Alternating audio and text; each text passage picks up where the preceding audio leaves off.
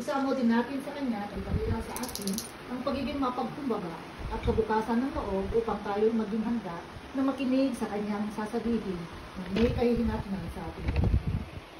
Thy word is a lamp unto my feet and a light unto my path.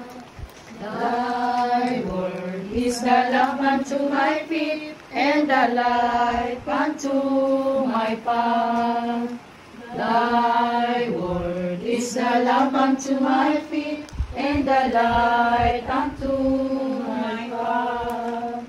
Thy word is a lamp unto my feet and a light unto my path. Hour of our death. Hail Amen. Mary, full of grace, the Lord is with you. Blessed are you amongst women, and blessed is the fruit of your womb, Jesus.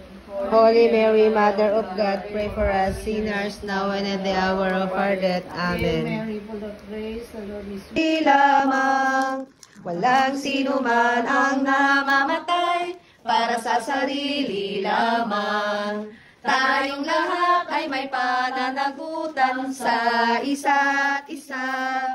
Tayong lahat ay tinipo ng Diyos na kapiling niya.